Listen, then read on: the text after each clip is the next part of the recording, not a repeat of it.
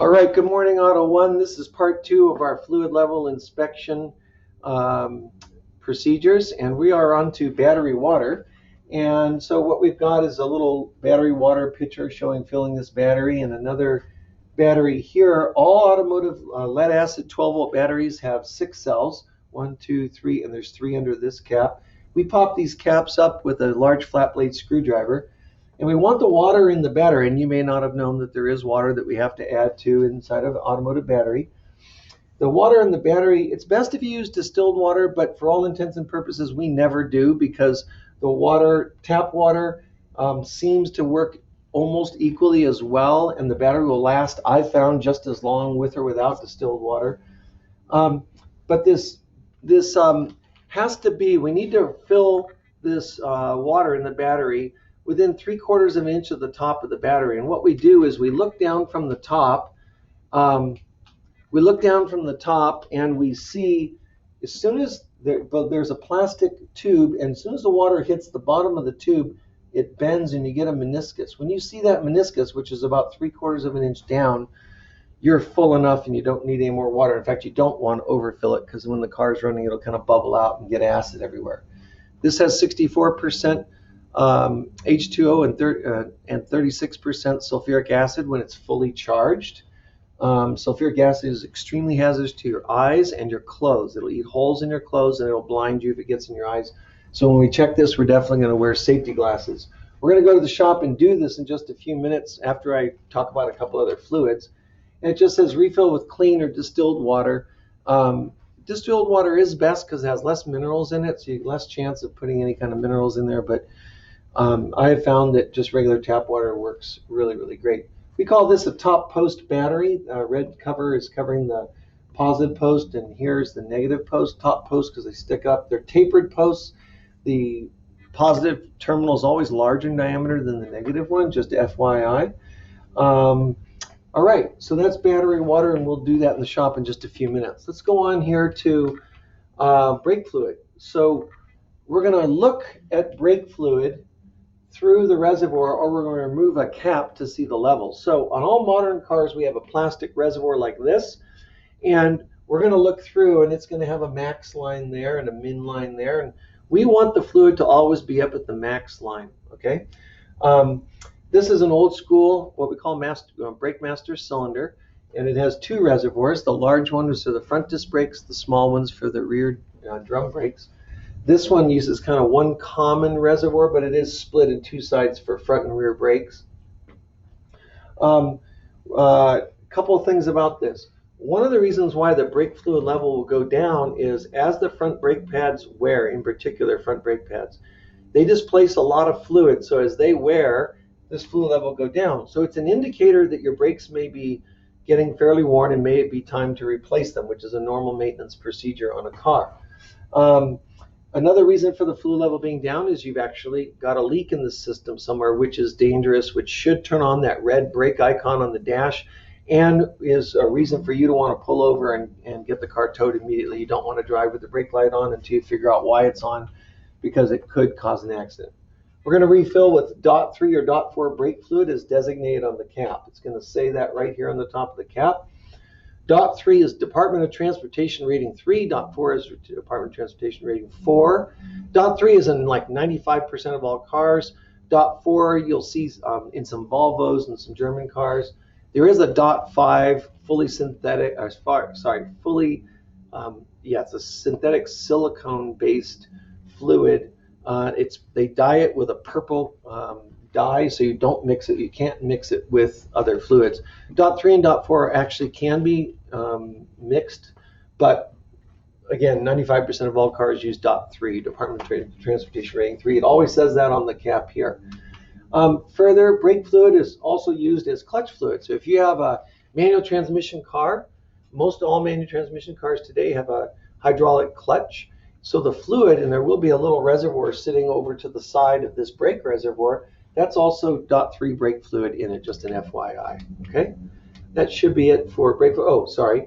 It says to fill, pour only from a sealed container, and that's because if you leave this cap off or the cap off of your new can of brake fluid, it absorbs moisture and air from the atmosphere, and that's not good because if you get air inside your brake system, air compresses and you'll lose some of the efficiency of the brake system. Okay, all right, so that's brake fluid.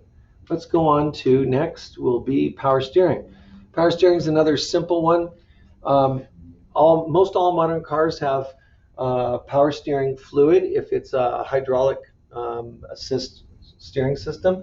There are many new cars that have electric assist steering, and electric assist steering is fairly new in the last 10 years.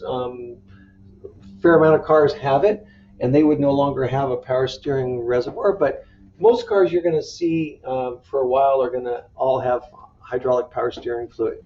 So you'll have a reservoir like this, and oftentimes you can see through it, and there's a min line and a max line. You just need to be between the two, or sorry, it'll say full cold and full hot. That's what it'll say. So just based on the temperature, if the engine hasn't been running, it's cold. If it's been running, it's hot. This one has a dipstick. When you take the cap off, there's a little dipstick and has a cold area and a hot area. Okay. So next bullet here says refill with recommended power steering fluid. Almost all Toyotas will use what's called Dextron Mercon, which is automatic transmission fluid, or at least older ones did. Honda Acura uses their own automatic transmission fluid, once again being kind of unique, and everybody else just use what we call standard hydraulic power steering fluid, which we have a generic version out in the shop, which works for basically every other car. Okay, we want to keep it clean, we want to keep it full, etc. Okay, next is transaxle. So a transaxle is a transmission with a differential in it for a front-wheel drive car, as opposed to just a rear-wheel drive transmission, which is just a transmission. This has a transmission and a differential in it. It says on front-wheel drive cars, check the transaxle fluid as outlined in the owner's manual. So I'm going to talk to you about how you do this, but many cars have special procedures on how to check it. Most cars on automatic transaxle just have a dipstick, and it's real easy to check and so on. Usually colored yellow and sometimes colored orange. Toyota kind of an orange reddish, General Motors kind of an orange reddish, and everybody else yellow. On this transmission here, that's a drain plug there. The check and fill plug we can't see. I'm going to put up some cars on the rack and show you some of these plugs and where they are. Actually, I'll probably go to the other shop and show you. Well, I'll show you on an automatic one where the dipstick is. And actually, I already did that on the Ford Edge. But when we look at a manual transaxle, there'll be a check and fill plug, and I'll show you that in just a few minutes. So it says here, add the prescribed fluid. So we need to look up under at ProDemand on our service information to see what the right fluid is. Automatic tranny, we're going to check with the dipstick like I already said. Manual tranny, we're going to remove a plug on the side of the transaxle, and we just want the fluid to come out the bottom of the plug, and then we know it's full. We'll stick our finger in there. I'm going to show you this on the car again in just a few. Let's keep going here. Should be differential next. Yeah. So here's a rear-wheel drive differential, RWD for rear-wheel drive. We're going to check the level by removing the plug on the differential and checking with your finger. Usually we have a 3/8 square pipe plug that we remove and just make sure the fluid's to the bottom of the hole. Some Dodge pickups have a cover with just a plastic plug that you pull out and check with your finger. Toyota uses a 24 millimeter hex head plug. That's the one we're going to look at today on the differential. So inside a differential, you have it's a halfway, usually about halfway full with a heavy gear oil called 90 weight, or sometimes we use what's called 140 weight. It's very important that we keep that gear oil clean. It should be changed every other year at 30,000 miles, and it should always be full. Okay. It says replenish with gear oil. It's just a lot heavier viscosity than regular engine oil. And that's it for differentials on rear-wheel drive cars. And manual transmission, I think we'd have just a couple other slides here. A manual transmission rear-wheel drive, we're going to remove the plug on the side of the transmission and check the level with our fingers. So there's a plug down below for draining. There's a check and fill plug on the side. We'll see that on my '04 Tundra today. And then we're going to replenish with the correct fluid, and it says usually gear oil, and my Tundra does use gear oil. Okay, that's a manual transmission on a rear-wheel drive car. Okay. The last thing I have here is tire pressure, and it's kind of vaguely related to fluid checks, but something we want to do every time we check fluids. We're going to check our tire pressure monthly and before a long trip. Most cars will lose a pound or two over the course of a month.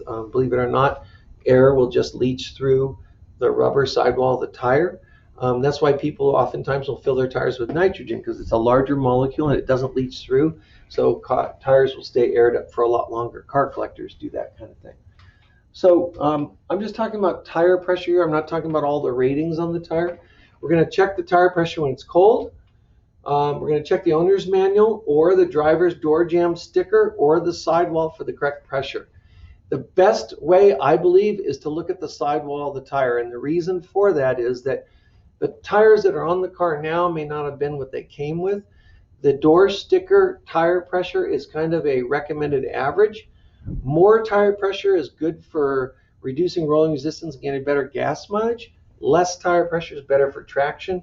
Obviously, too little tire pressure is not good, because you'll have too much rolling resistance and the car will tend to wander with the flat tire or flatter tires. Too little rolling resistance, we don't have enough traction, not enough tread on the road, and it's unsafe in terms of cornering. So what we like to do is put 10% less, and these days I say closer to 15%, 10 to 15% less than the max listed on the sidewall of the tire. So if this tire says max pressure 44 psi, 10% is 4.4 pounds. So that would be around 40 pounds. If we go 15%, we're going about 38 pounds. There is a spot on every tire, which is heavily regulated by the federal government, where it says never exceed 40 psi when seating bead. Well, that's when you're installing the tire on the rim. These are tubeless tires. But in another place on the tire, it'll say max pressure at a certain load, and that's what you want to put the 10-15% less than on that tire. 2 to 4 more psi in the rear tires. A lot of people, or some people, do that for directional stability. And that's the last thing we're going to do there. We're going to show you how to use the tire inflator tool and the pressure tester. Okay. Sorry, windshield wiper fluids, last one. Only thing to say about windshield wiper fluid is don't use straight water. It'll clog the tubes, and then your sprayers won't work. If your sprayers are clogged, we can easily clean them out with a needle, and they're easy to replace. And it's a vehicle safety thing, because we want to get our visibility good. So we're going to buy windshield washer fluid. There is sub-freezing windshield washer fluid that works amazing. If you go to the snow, put that stuff in, spray it, and it de-ices your windshield really fast. Okay, that's it for now. We'll pause here and head to the shop. Okay, so here we are, Auto One, back talking about fluid level checks, and we're going to look first at battery. Now, I chose a car that has what we call a maintenance-free battery, and so the caps won't pop off on this. So let me pause the recording, and I'll get a battery in front of you that has tops we can take off. So what it is that some batteries like this are maintenance-free, and so you can't take these tops off to check the battery water level, which in my mind is not a good thing. So I'll come over here, roll this guy over here to this battery, and you can see right here that this battery has the more traditional two tops. We'll take a large flat blade screwdriver, and you will notice I got my safety glasses on because I want to protect my vision from sulfuric acid. So we'll pop these off, and we'll look down inside, and I'll grab the camera and hopefully not make you seasick. And we'll look down inside there, and you can probably see, you can see the liquid in there. But you can't see a meniscus on any of these. They're all low. Every last one of those is low. I'm going to add water and show you what the meniscus looks like when it's full. So you'll see here. This is a battery pitcher, and we can go like this and push down, and it will fill. I find these things take too long, so I'm not patient enough for the battery pitcher usually, so I'm still having to fill. I like to take this hydrometer, which we'll talk about later, but basically it's this. In this case, we're just using it as a turkey basting bulb. Put some water in here. Let me turn around and get some water. I'm coming. I'm over here at the sink. Don't leave me. Okay, so I'm going to take this guy and suck up some water, and I'm going to go ahead and put water in there. Now I can see I've got a meniscus, and I'm going to go ahead and fill up a couple of these. And so you'll be able to see 3 with a meniscus and 3 without. So those two, that one's now full as well. So those 2 are full. And again, when you see the meniscus, you're about 3/4 of an inch from the top. So let me grab the camera, make you seasick. Come on over here. And now in these 3, you can see how the water level's concave. And if you look over here on these 3, the water is flat. So maybe in the camera you can't quite tell so well, but these 3 here, 1, 2, 3 have meniscus. These 3, 1, 2, 3 do not.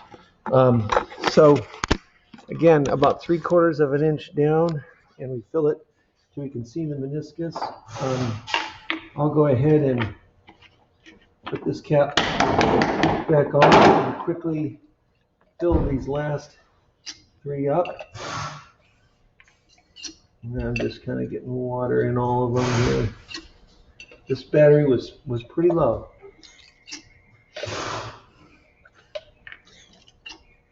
And that one's got a meniscus now. That one's got a meniscus now. Actually, I'm sorry, this one over here needs a little more.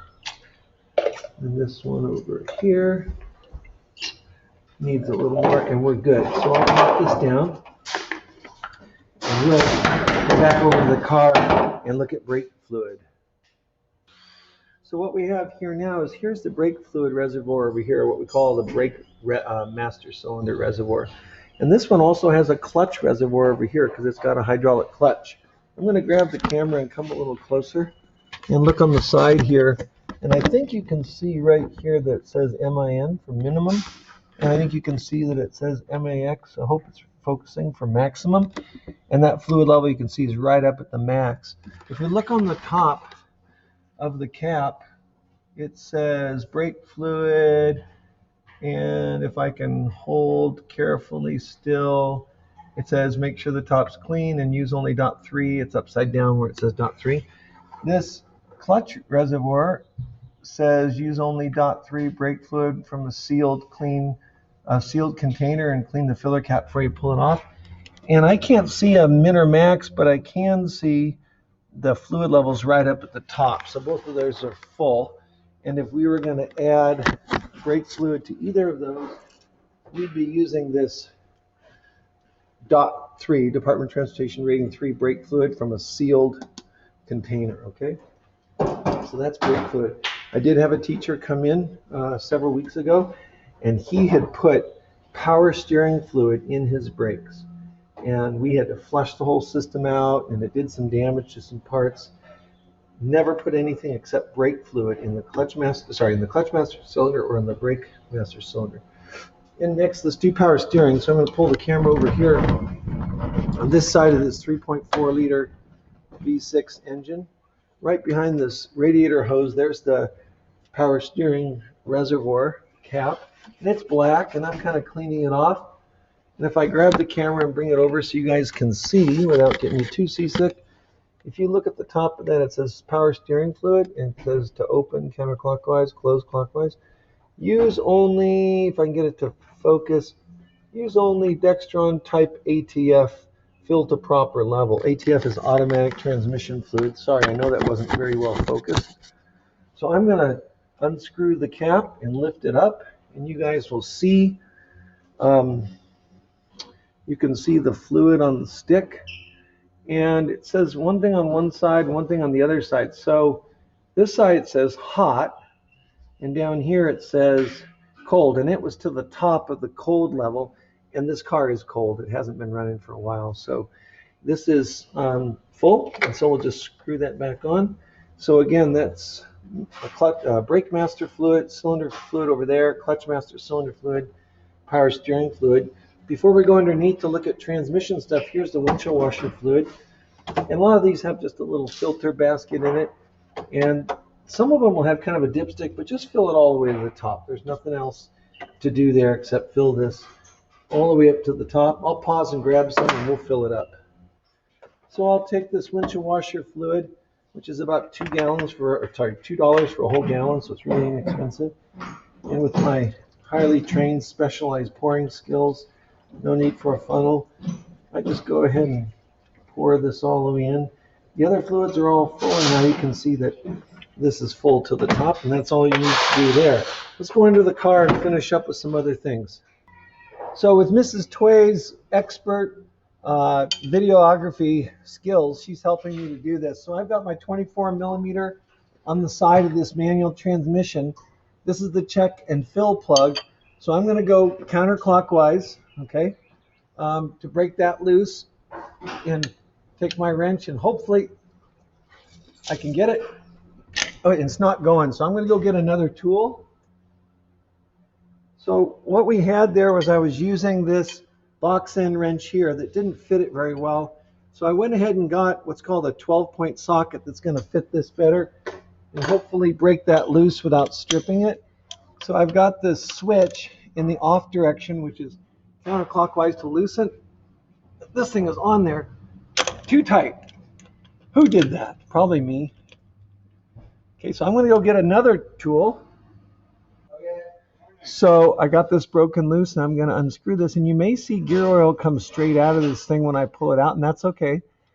So that means it's full. So it is. It's coming straight out, and I'll put the plug back in, and we'll look at the fluid color on my finger. So we know it's full because obviously if it wasn't to the bottom of the hole, it wouldn't come out. So Miss Tway's going to come down here, and if you look at the color of my finger, I would say it's kind of golden, and so that's what it looks like when it's new. You can see some down on the floor down there. So it's kind of light, clear, golden. And so that's in good shape, so we don't need to replace it. But I will go ahead and snug this fitting up going counterclockwise. And I'm not going to go crazy on it. I'm just going to give it a little snug. I had it too tight before.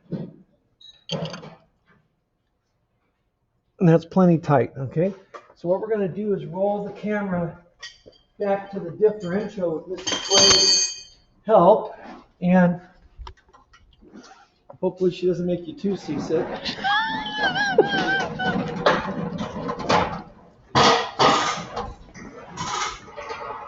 So she's showing you the 24 millimeter plug there, and I'm going to go ahead and take that plug off, and we'll check the differential fluid in the back of this Toyota differential. So again, 24 millimeter, and break it loose. That time I was able to do it with the box end wrench. And we'll see if fluid comes out. And this time fluid doesn't come out. Put my finger in it, and it's right there to the bottom of the level, and it's nice and clean, kind of yellow. So I'll put the plug back in with its washer. It's clean, it's full, and I'll just give it a little clockwise snug. I didn't go crazy on it, but it's tight enough now that it's not going to leak. Okay, here we go, Auto One, for our final little fluid check demonstration. This is a manual transaxle, which is a transmission and a differential all connected in one. This one's out of the car. There would be an axle normally going in right here. Right here is a drain and fill plug with a 3/8 square fitting for a square drive socket. And right here is a 17 millimeter check and fill plug. And so we would just unscrew this. And if this transmission were level, and it's kind of sloping down right now, we would want the fluid to be right to the bottom of this. Many manual transaxles like this actually use automatic transmission fluid in a manual training, and I'm not misspeaking. Some of them use 30-weight engine oil, and then some of them use a special oil that, depending on the manufacturer. But that's how we check manual transaxle fluid.